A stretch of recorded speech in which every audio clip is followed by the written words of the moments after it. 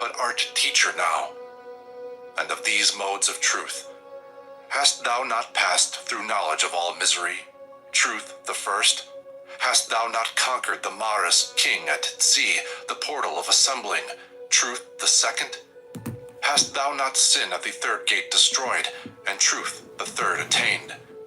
Hast not thou entered Tao, the path that leads to knowledge, the fourth truth? And now, rest neath the Bodhi tree, which is perfection of all knowledge. For, no, thou art the master of Samadhi, the state of faultless vision. So that's when I joined the party, is when we started talking pragmatically about winning things, right? And then what drove me out, though, was these events that took place where their application of the non-aggression principle, which I still believe in. I don't believe that you should initiate force. I think that you have a right to retaliatory force. And their response to when Russia invaded Ukraine, I thought was weak and irresponsible and really anti-libertarian, because it's like, look, a country got invaded. You should be supporting the right to retaliatory force. They got that one wrong. And then when Hamas attacked Israel, they did the same thing. And then I said, you know what? This isn't about the non-aggression principle for some of them. They just hate the West. They hate the U.S. They hate Israel. They hate NATO. They just hate the West. And once you see it, you can't unsee it. And that was the problem for me. There's these anarchists out there, and they enjoy just tearing it all down. Yep, this is true. Very, very true. They got nothing to replace it with even. Correct. And they're proud of that. They're like, yes, tear it down and replace it with nothing. That's actually one of their slogans.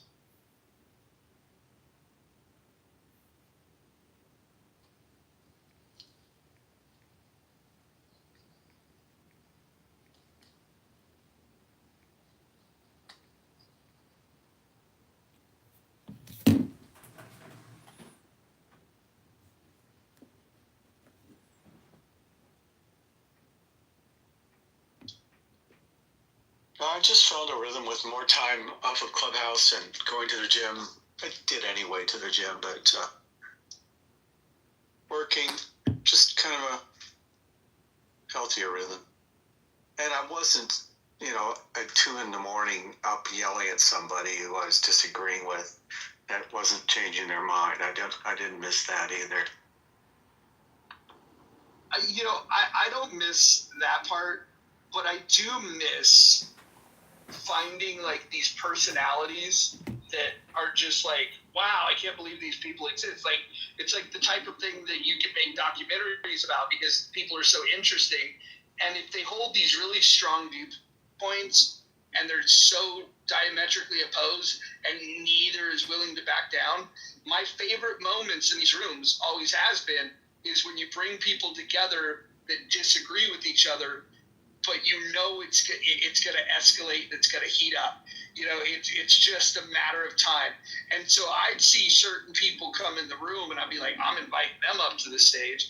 And then you just start poking and prodding with topics to figure out which one's going to get them both in their feelings. And then you can just sit back and go, okay, my work is done here. Let's their jam, yeah. If you're going to run a room, you want people talking and engaged, and it kind of makes your job easier. I understand that part. I love that when I get in those rooms because, it gives me an excuse when y'all piss me off so much.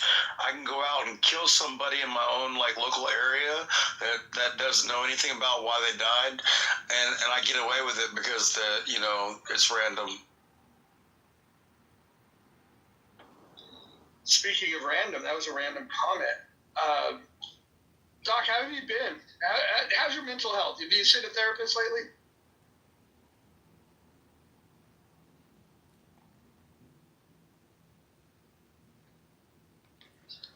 I'm actually a therapist. Doc's never in bad mental health. Trust me.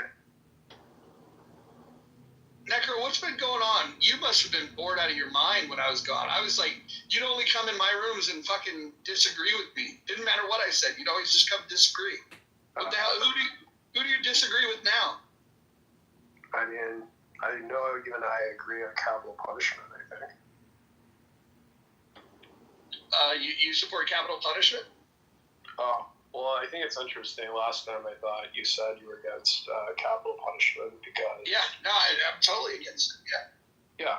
Yeah, I'm against it too. Okay. But you do support murdering babies. But I like hurting innocent people because like ignorant people. Well, hold on. Necro, do you support murdering babies? No. All right. So you're pro-life. I mean, are we allowed to like get rid of like women that have abortions without their husband's approval? No, wait a minute. Hold up. I don't support murdering babies, but I'm not pro-life. All right, elaborate. Let's hear your opinion. I'm saying nobody's talking about killing babies or murdering babies in cold blood. There's plenty of women. I was just talking about getting rid of women that have abortions because, you know, they didn't give the men the option. Yeah. You know, yeah, should have the right to choose. Well, like Sharia law says you're allowed to cut their heads off under, like, the rule, right? Nobody's like, you're allowed to cut your wife's head off? Abortions in the 8 or 9 Yeah, something like that. I remember that. I watched a dude cut a woman's head off once. Again, nobody's talking about 8 or 9 month abortions.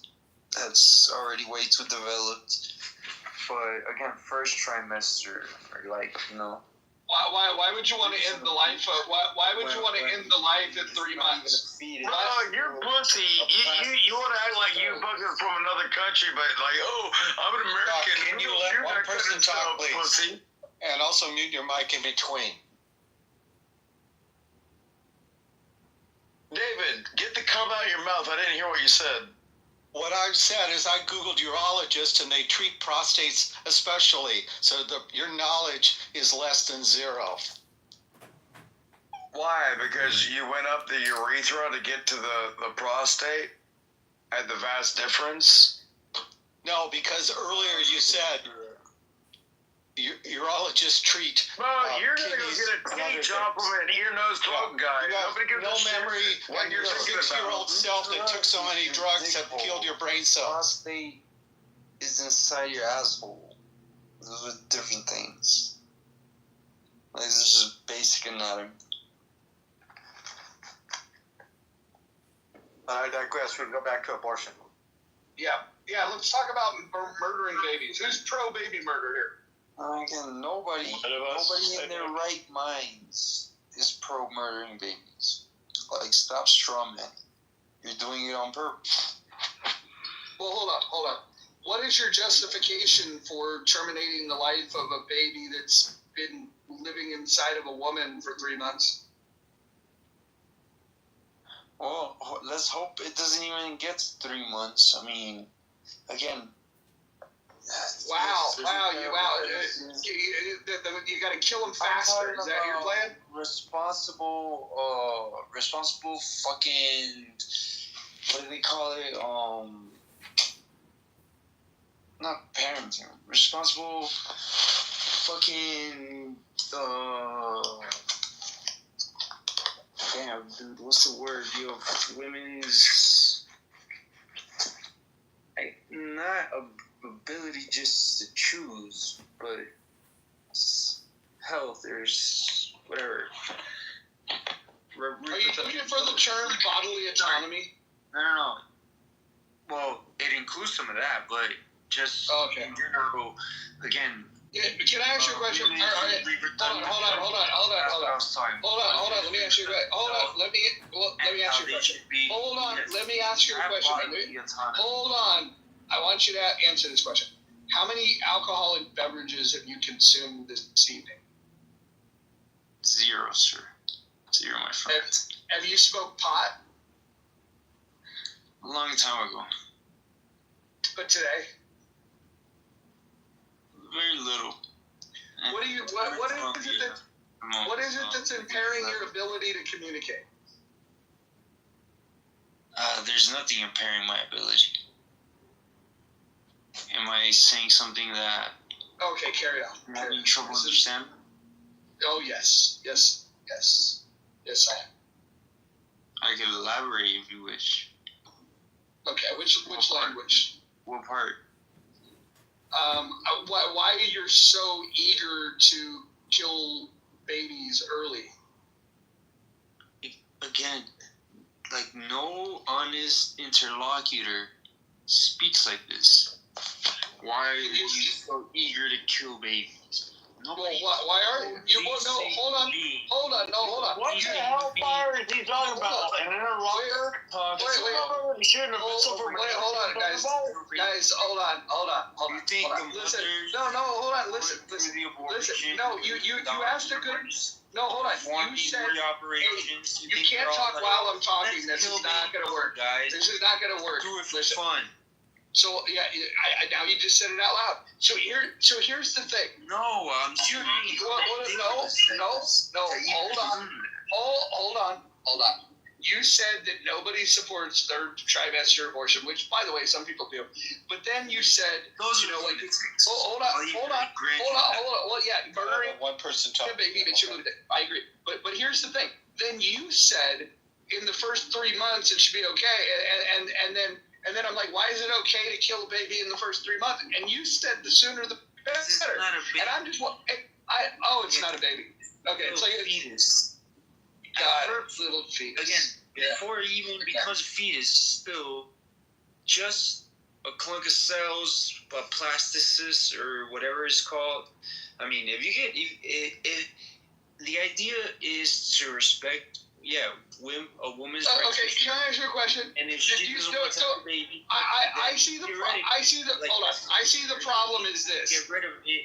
Hold on. First 21 days. Hold on. Could you fucking hear me? Jesus Christ. Okay, all right. Maybe you just don't. How do you mute people anymore? Yeah, I don't even know. I'm sorry, go ahead. Well, here's the question for you. I think that you don't appreciate the sanctity of life. And the fact that you use turns of phrase like, or whatever you call it, it's like, it's called a human fucking being. And so I think your dismissiveness on the miracle of life is the problem here. The only difference here between you and I is that the only difference between you and I here is that I have a very simple philosophy that thou shalt not kill, and you're like, well, why not? Thou shalt not kill, exactly, because you take these things like you believe life begins at conception, right? Presumably. When do you think it begins? Definitely not at conception. Wait, hold on. So what happens at conception? What would you? No, I'm asking you. What do you think happens? A woman gives birth. None of it is a mystery. Well, I think it is a mystery to you because you're denying that it's alive.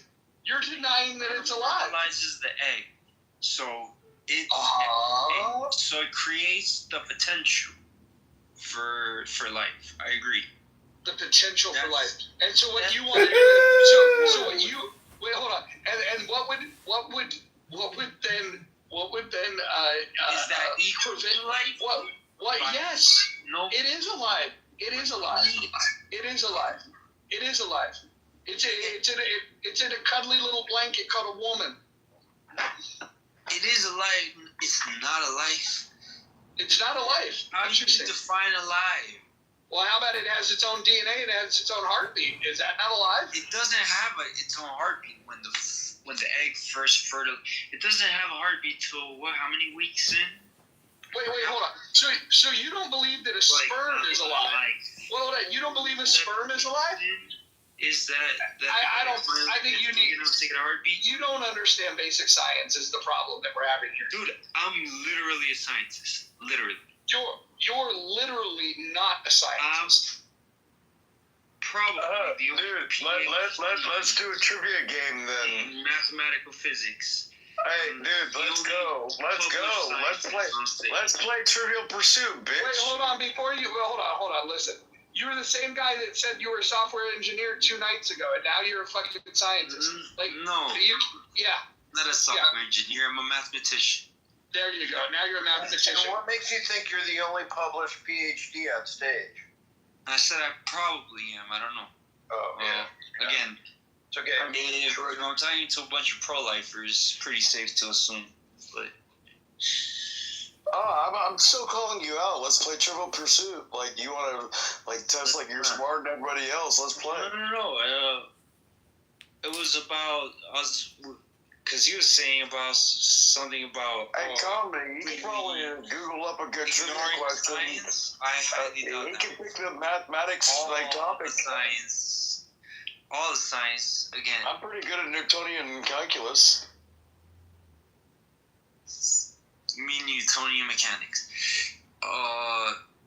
Again, none of it is a mystery. So again, we know when the fetus, when it eventually evolves, how many weeks in it takes to evolve into a fetus to eventually get a heartbeat. I forgot exactly the details. I forgot it. Well, then shut the fuck up. You don't know about that. You don't know about it, then shut the fuck up. You don't know. The first 9 week is called the critical period. And the first 9 week is called the critical period, and there's a condition called the critical period. Because at that point you're homologous, and when you're homologous, it means homo means same, like genius, like all cells are the same. You're not a boy or a girl, even though you have an XX or an XY. But after the 9 weeks, you move out of critical period, and then you move into where you start transcribing your 23rd pair of chromosomes. Nobody wants to hear you run your cocksucker, CM. You don't know shit. You just run your mouth, and you got a bad haircut. And you need to shut the fuck up, you dumb fucking cunt. Yeah, I don't understand. Calling people a cunt isn't going to work. I don't understand how anybody can deny that sperm is living. Because, I mean, David, you're a fucking domestic terrorist. How a baby forms. And again, nobody's talking about killing babies. First of all, babies, again, are already, by definition, alive, as in they've been born already. Babies are born at conception. Babies are not born at conception. You want to make a bet? Christian I'll bet you $1. They claim that... I'll bet you $1. You prove your point and I'll prove mine. When the egg is... You prove your point and I'll prove mine. That somehow that creates... Let's define what birth is. What do you define birth as, Doc?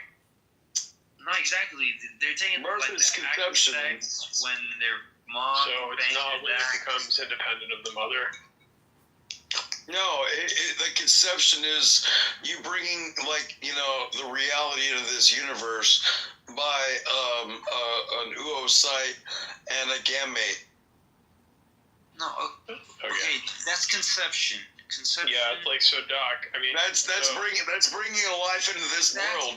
So, Doc, when you told me that you were born in that's birth to me. 1975, that means you really conceived that it wasn't when you became disconnected from your mother. Exactly. A lot of people define life, whether sometimes... Okay. Dude, I define life at the end of a gun. Nobody gives a shit. 9 months. But some people could define life even earlier, so they say babies maybe up to, or fetuses like up to like 6 months or something, or theoretically, the technical word is viable. Thou hast become the light. If they Thou were hast become the sound. Thou art thy master and thy God. Thou art thyself the object of thy search. The voice unbroken that resounds throughout eternities, exempt from change, from sin exempt, the 7 sounds in one, the voice of the silence. Om Tat Sat. Fragment 2. The 2 paths. And now, O teacher of compassion, point thou the way to other men. Behold, all those who, knocking for admission, await in ignorance and darkness to see the gate of the sweet law flung open. the voice of the candidates. Shalt not thou, master of thine own mercy, reveal the doctrine of the heart? Shalt thou refuse to lead thy servants unto the path of liberation? Quoth the teacher, the paths are 2, the great perfections 3. 6 are the virtues that transform the body into the tree of knowledge. Who shall approach them? Who shall first enter them? Who shall first hear the doctrine of 2 paths in one, the truth unveiled about the secret heart, the law which, shunning learning, teaches wisdom, reveals a tale of woe? Alas, alas, that all men should possess Alaya, be one with the great soul, and that possessing it, Alaya should so little avail them. Behold, how like the moon reflected in the tranquil waves, Alaya is reflected by the small and by the great, is mirrored in the tiniest atoms, yet fails to reach the heart of all. Alas, that so few men should profit by the gift, the priceless boon of learning truth, the right perception of existing things, the knowledge of the non-existent. Saith the pupil, O teacher, what shall I do to reach wisdom? O wise one, what to gain perfection? Search for the paths, but, O Lanu, be of clean heart before thou startest on thy journey. Before thou takest thy first step, learn to discern the real from the false, the ever-fleeting from the everlasting. Learn above all to separate head learning from soul wisdom, the eye from the heart doctrine. Yea, ignorance is like unto a closed and airless vessel, the soul a bird shut up within. It warbles not, nor can it stir a feather, but the songster mute and torpid sits, and of exhaustion dies. But even ignorance is better than head learning, with no soul wisdom to illuminate and guide it. The seeds of wisdom cannot sprout and grow in airless space. To live and reap experience, the mind needs breadth and depth, and points to draw it towards the diamond soul. Seek not those points in Maya's realm, but soar beyond illusions. Search the eternal and the changeless Sat, mistrusting fancy's false suggestions. For mind is like a mirror, it gathers dust while it reflects. It needs the gentle breezes of soul wisdom to brush away the dust of our illusions. Seek, O beginner, to blend thy mind and soul. Shun ignorance and likewise shun illusion. Avert thy face from world deceptions. Mistrust thy senses, they are false. But within thy body, the shrine of thy sensations, seek in the impersonal for the eternal man, and having sought him out, look inward. Thou art Buddha. Shun praise, O devotee. Praise leads to self-delusion. Thy body is not self. Thy self is in itself without a body, and either praise or blame affects it not. Self-gratulation, O disciple, is like unto a lofty tower, up which a haughty fool has climbed. Thereon he sits in prideful solitude, and unperceived by any but himself. False learning is rejected by the wise, and scattered to the winds by the good law. Its wheel revolves for all, the humble and the proud. The doctrine of the eye is for the crowd, the doctrine of the heart for the elect. The first repeat in pride, behold, I know. The last, they who in humbleness have garnered, lo, confess, thus have I learned. Great Sifter is the name of the heart doctrine, O disciple. The wheel of the good law moves swiftly on. It grinds by night and day. The worthless husk it drives from out the golden grain, the refuse from the flour. The hand of karma guides the wheel. The revolutions mark the beatings of the karmic heart. True knowledge is the flour. False learning is the husk. If thou wouldest eat the bread of wisdom, thy flour thou hast to knead with Amrita's clear waters. But if thou kneadest husks with Maya's dew, thou canst create but food for the black doves of death, the birds of birth, decay, and sorrow. If thou art told that to become Arhan, thou hast to cease to love all beings, tell them they lie. If thou art told that to gain liberation, thou hast to hate thy mother and disregard thy son, to disavow thy father and call him householder, for man and beast all pity to renounce, Tell them their tongue is false. Thus teach the Tartikas, the unbelievers.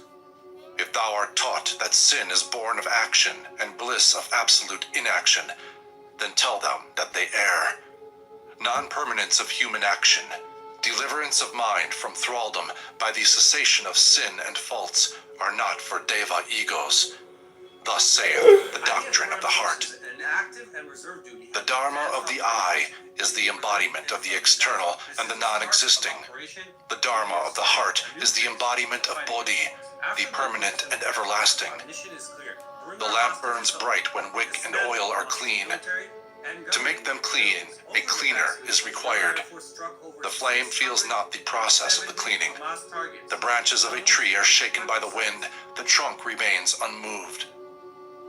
Both action and inaction may find room in thee. Thy body agitated, thy mind tranquil, thy soul as limpid as a mountain lake. Wouldst thou become a yogi of time's circle? Then, O Lanu, believe thou not that sitting in dark forests, in proud seclusion and apart from men, believe thou not that life on roots and plants, that thirst assuaged with snow from the great range, believe thou not, O devotee, that this will lead thee to the goal of final liberation. Think not that breaking bone, that rending flesh and muscle unites thee to thy silent self. Think not that when the sins of thy gross form are conquered, O victim of thy shadows, thy duty is accomplished by nature and by man. The blessed ones have scorned to do so. The Lion of the Law, the Lord of Mercy, perceiving the true cause of human voice, immediately forsook the sweet but selfish rest of the quiet wilds. From Aranyaka, he became the teacher of mankind. After Julay had entered the Nirvana, he preached on mount and plain, and he held discourses in the cities to devas, men, and gods. Sow kindly acts, and thou shalt reap their fruition. Inaction in a deed of mercy becomes an action in a deadly sin. Thus saith the sage. Shalt thou abstain from action? Not so shall gain thy soul her freedom. To reach Nirvana, one must reach self-knowledge, and self-knowledge is of loving deeds the child.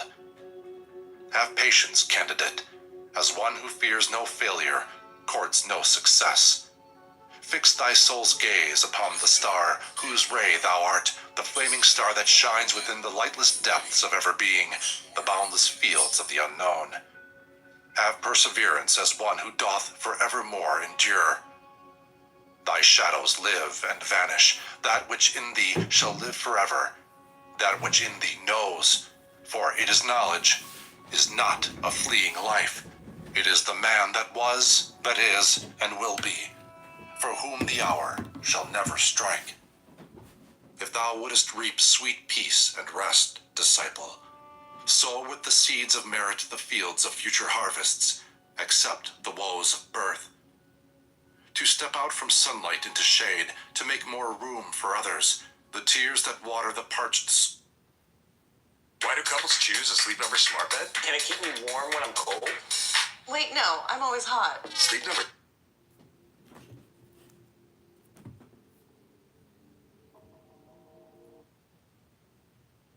Conceive it to be here.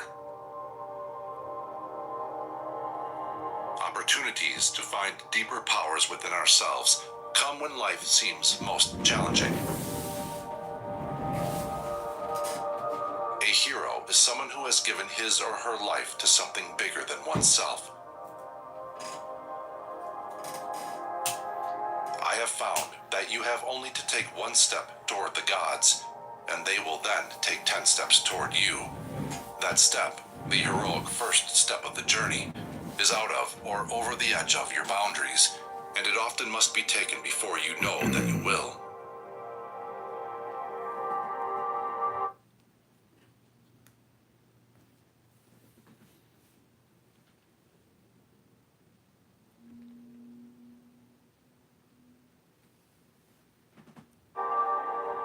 Let the world be as it is, and learn to rock with the waves.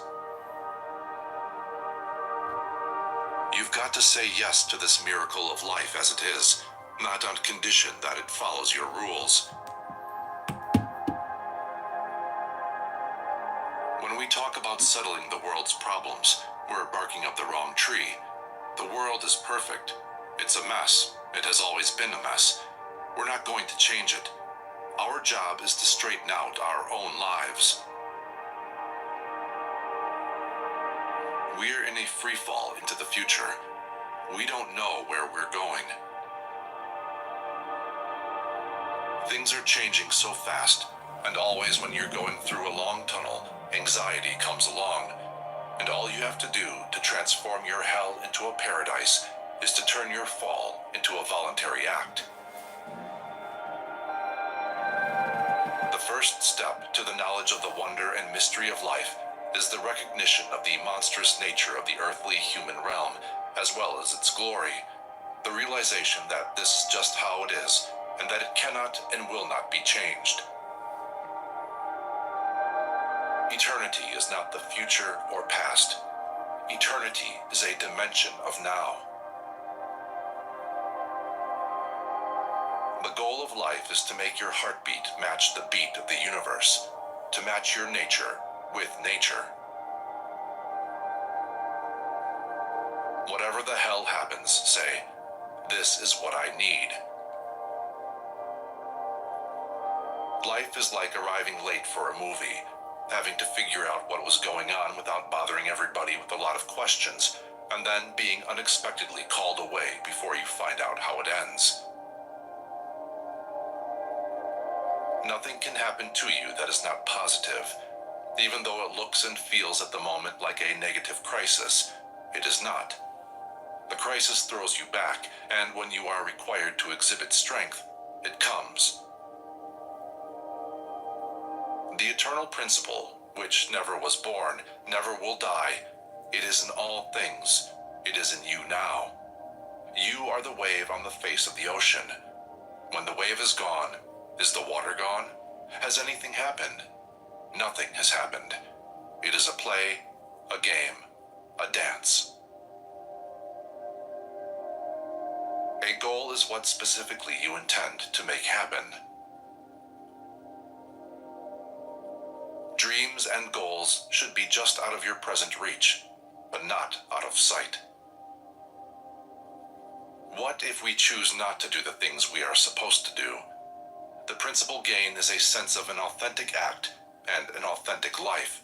It may be a short one, but it is an authentic one, and that's a lot better than those short lives full of boredom. Dreams and goals are coming attractions in your life. Respect your curses, for they are the instruments of your destiny. People say that what we're all seeking is a meaning for life. I don't think that's what we're really seeking. I think what we're seeking is an experience of being alive, so that our life experiences on the purely physical plane will have resonance within our own innermost being and reality, so that we actually feel the rapture of being alive. Love is the burning point of life, and since all life is sorrowful, so is love. Perfection isn't human. Human beings are not perfect. The goal of life is rapture. Art is the way we experience it. When you go through life, it all seems accidental at the time it is happening. Life is without meaning. You bring the meaning to it. The meaning of life is whatever you ascribe it to be. Being alive is the meaning. Eternity isn't some later time. Eternity isn't a long time. Eternity has nothing to do with time. Eternity is that dimension of here and now, which thinking and time cuts out. This is it, and if you don't get it here, you won't get it anywhere. The purpose of the journey is compassion. When you have come past the pairs of opposites, you have reached compassion. making the inner meet the outer of today is, of course, the function of the artist. Every moment is utterly unique and will not be continued in eternity. This fact gives life its poignancy and should concentrate your attention on what you are experiencing now. That source of eternal energy is here, in you, now. The demon that you can swallow gives you its power, and the greater life's pain, the greater life's reply. This, I believe, is the great Western truth, that each of us is a completely unique creature, and that if we are ever to give any gift to the world, it will have to come out of our own experience and fulfillment of our own potentialities, not someone else's. The ego is as you think of yourself, you in relation to all the commitments of your life as you understand them. The self is the whole range of possibilities that you never even thought of, and you're stuck with your past when you're stuck with the ego. Because if all you know about yourself is what you found out about yourself, well, that already happened. The self is a whole field of potentialities to come through.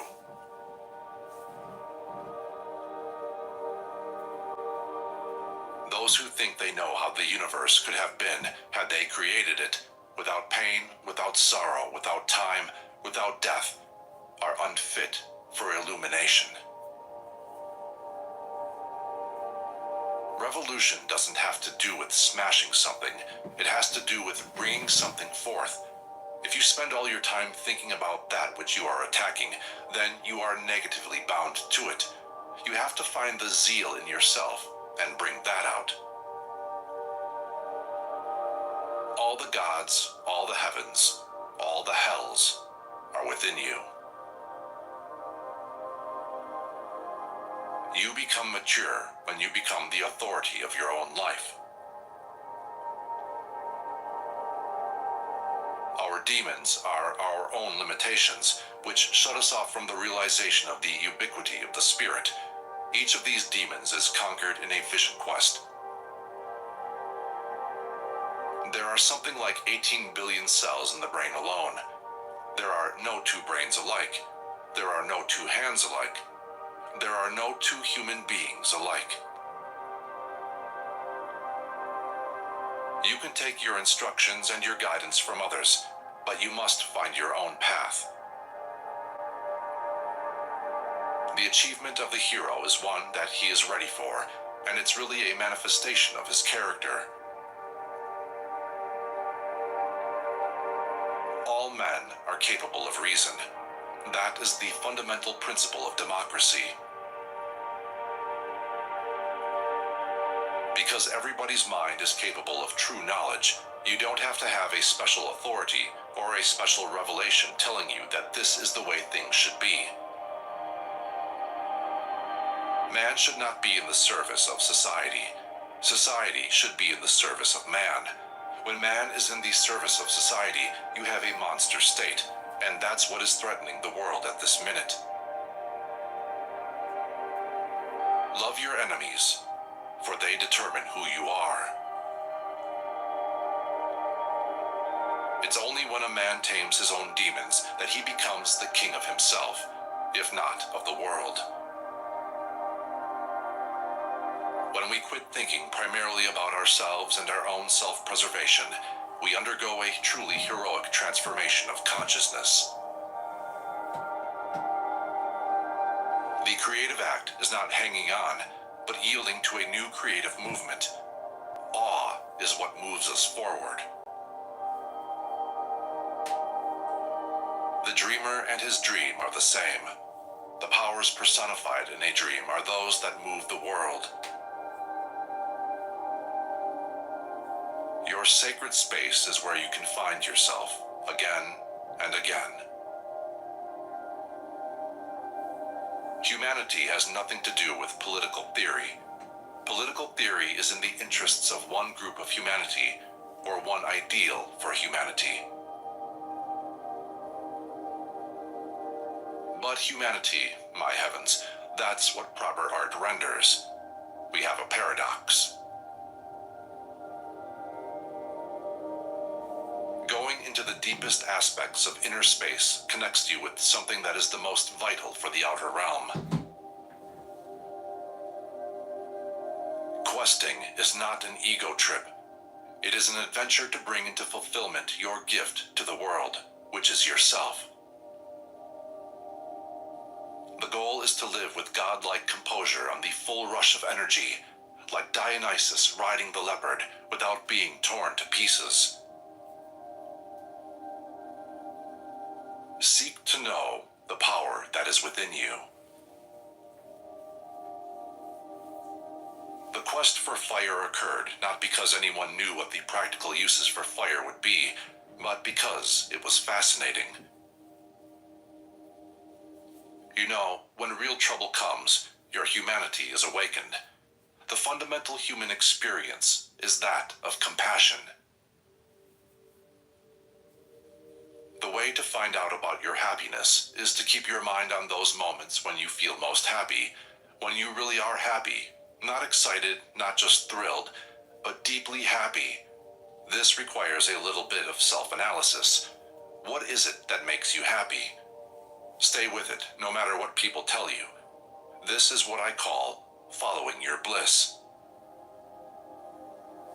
If you do follow your bliss, you put yourself on a kind of track that has been there all the while, waiting for you, and the life that you ought to be living is the one you are living. Follow your bliss and don't be afraid, and doors will open where you didn't know they were going to be. You must have a place to which you can go in your heart, your mind, or your house, almost every day, where you do not owe anyone and where no one owes you. A place that simply allows for the blossoming of something new and promising.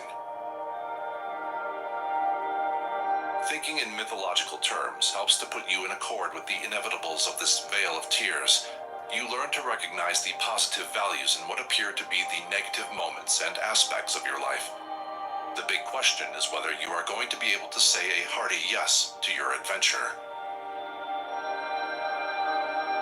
It's a very interesting shift of perspective, and that's all it is. Joyful participation in the sorrows, and everything changes. When you follow your bliss, you begin to meet people who are in the field of your bliss, and they open the doors to you. When you find a writer who really is saying something to you, read everything that writer has written, and you will get more education and depth of understanding out of that than reading a scrap here and a scrap there and elsewhere. Then go to people who influenced that writer, or those who were related to him, and your world builds together in an organic way that is really marvelous. Change the focus of the eye. When you have done that, then the end of the world as you formerly knew it will have occurred, and you will experience the radiance of the divine presence everywhere, here and now. There is no security in following the call to adventure. Nothing is exciting if you know what the outcome is going to be. Follow your inner heart, and the world moves in and helps. A dream is your creative vision for your life in the future.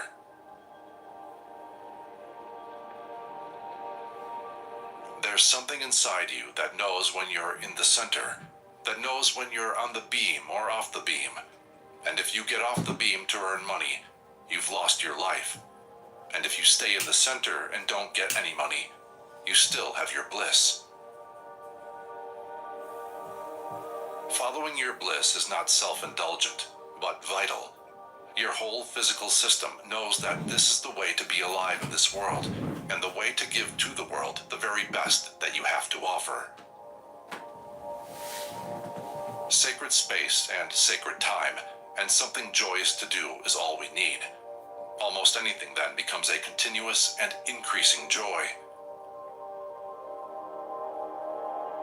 What you have to do, you do with play. The best things cannot be told because they transcend thought. The second best are misunderstood because they are the thoughts that are supposed to refer to that which cannot be thought about. The third best are what we talk about. What evokes our love, and I mean love, not lust, is the imperfection of the human being. So, when the imperfection of the real person peeks through, say, "This is a challenge to my compassion," then make a try, and something might begin to get going. There's nothing you can do that's more important than being fulfilled. You become a sign. You become a signal, transparent to transcendence. In this way, you will find, live, and become a realization of your own personal myth. I always tell my students, go where your body and soul want to go. When you have the feeling, then stay with it, and don't let anyone throw you off. The best advice is to take it all as if it had been your intention. It is not society which is to guide and save the creative hero, but precisely the reverse. All societies are evil, sorrowful, inequitable, and so they will always be. So if you really want to help this world, what you will have to teach is how to live in it, and that no one can do who has not himself learned how to live in it, in the joyful sorrow and sorrowful joy of the knowledge of life as it is. The dark night of the soul comes just before revelation. Art is the clothing of a revelation.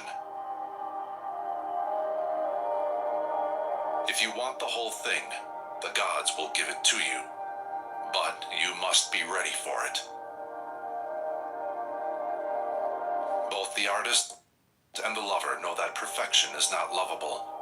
It is the clumsiness of a fault that makes a person lovable. If you're going to have a story, have a big story, or none at all.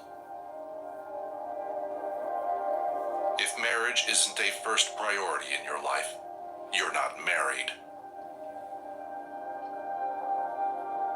At the darkest moment comes the light.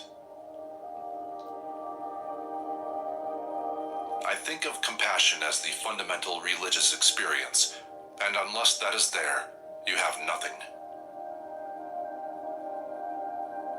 You don't ask what a dance means. You enjoy it. You don't ask what the world means. You enjoy it. You don't ask what you mean. You enjoy it.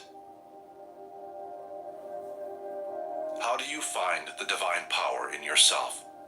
The word enthusiasm means filled with a God. So, what makes you enthusiastic?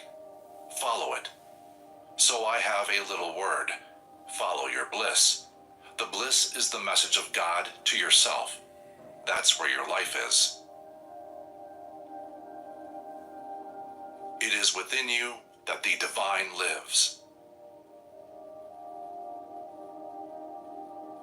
No one in the world was ever you before, with your particular gifts, abilities, and possibilities.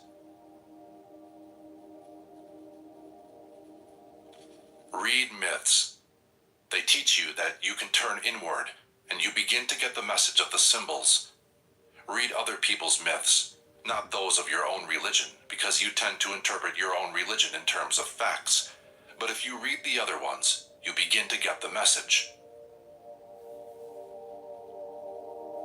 When you are on your path, and it is truly your path, doors will open for you where there were no doors for someone else. Myth is much more important and true than history. History is just journalism, and you know how reliable that is.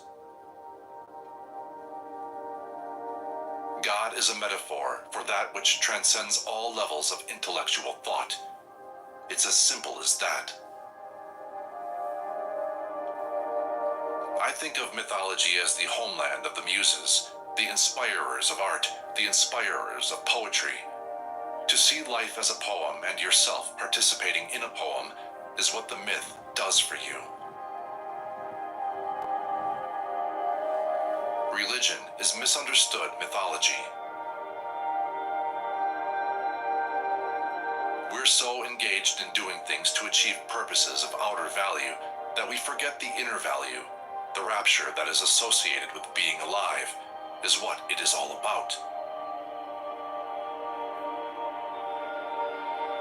God is within you. You yourself are your creator. If you find that place in yourself from which you brought this thing about, you will be able to live with it and affirm it, perhaps even enjoy it as your life.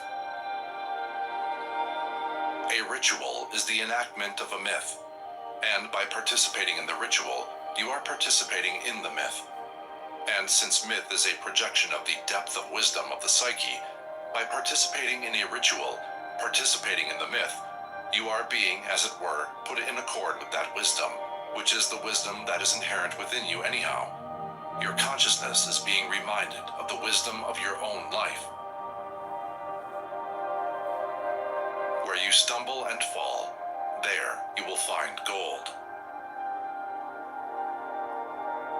Myth is the secret opening through which the inexhaustible energies of the cosmos pour into human manifestation.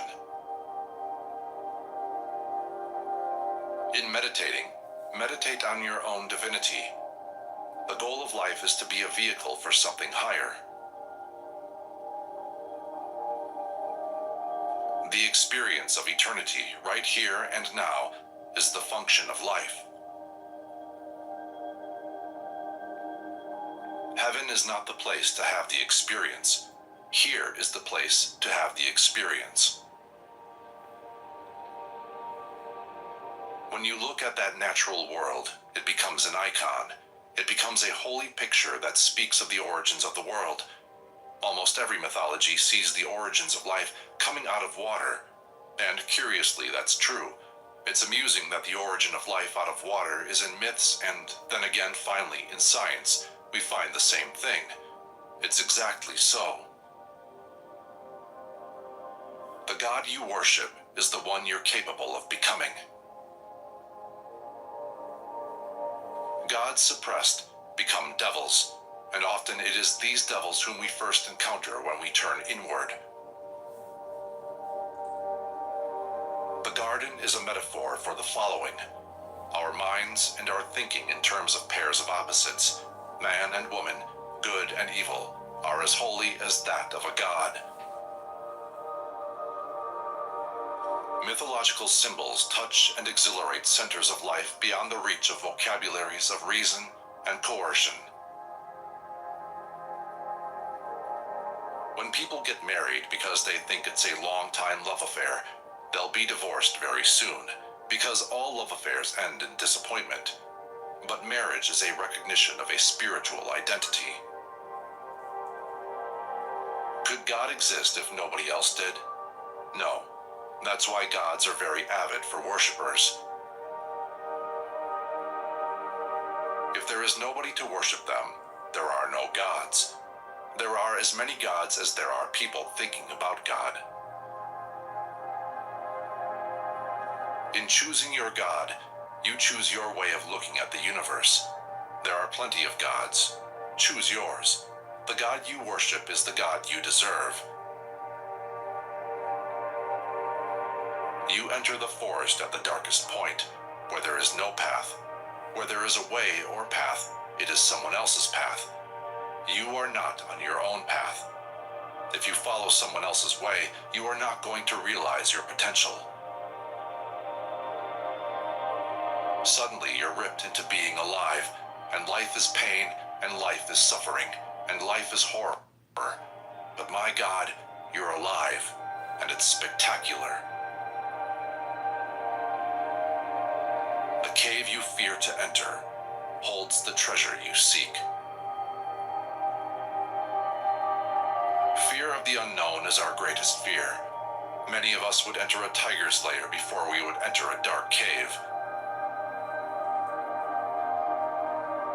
While caution is a useful instinct, we lose many opportunities and much of the adventure of life if we fail to support the curious explorer within us. People forget facts, but they remember stories. Art is the set of wings to carry you out of your own entanglement. The hero journey is inside of you. Tear off the veils and open the mystery of yourself. Find a place inside where there's joy, and the joy will burn out the pain. It is the function of art to carry us beyond speech to experience. The conquest of fear yields the courage of life. That is the cardinal initiation of every heroic adventure, fearlessness and achievement. Survival is the second law of life. The first is that we are all one. We are not on our journey to save the world, but to save ourselves. But in doing that, you save the world. The influence of a vital person vitalizes. When everything is lost and all seems darkness, then comes the new life and all that is needed. Vegetarians are people who cannot hear tomatoes screaming. Successful marriage is leading innovative lives together, being open, non-programmed. It's a free fall, how you handle each new thing as it comes along. As a drop of oil on the sea, you must float, using intellect and compassion to ride the waves. If you are to advance, all fixed ideas must go. The principal loss is security. Another is respect from the community, but you gain the respect of another community, the one that is worth having the respect of. The old skin has to be shed before the new one can come. If you want resurrection, you must have crucifixion. The hoarder, the one in us that wants to keep, to hold on, must be killed. The stronger the love, the more the pain. Love itself is pain, you might say, the pain of being truly alive. I don't think there is any such thing as an ordinary mortal. Everybody has his own possibility of rapture in the experience of life. All he has to do is recognize it and then cultivate it and get going with it. I always feel uncomfortable when people speak about ordinary mortals because I've never met an ordinary man, woman, or child. Not all who hesitate are lost. The psyche has many secrets in reserve, and these are not disclosed unless required. What's made up in the head is fiction. What comes out of the heart is a myth.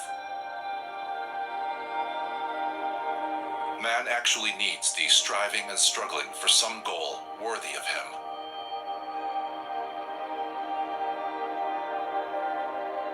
Once you know the difference between right and wrong, you have lots fewer decisions to make. Apocalypse does not point to a fiery Armageddon, but to the fact that our ignorance and our complacency are coming to an end.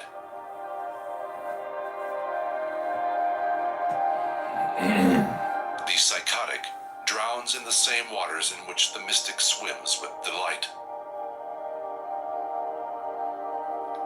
When you translate the Bible with excessive literalism, you demythologize it.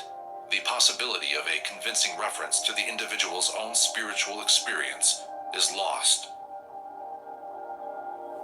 Passion will move men beyond themselves, beyond their shortcomings, beyond their failures.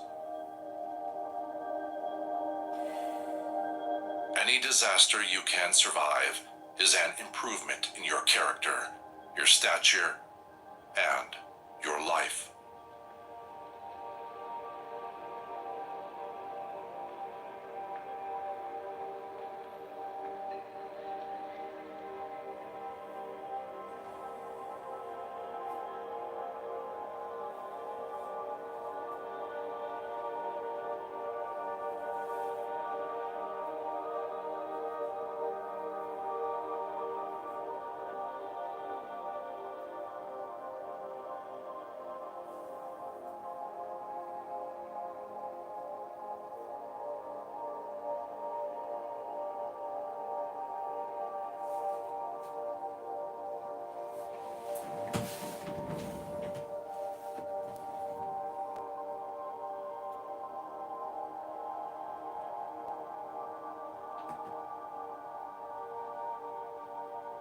like who's the male sports figure that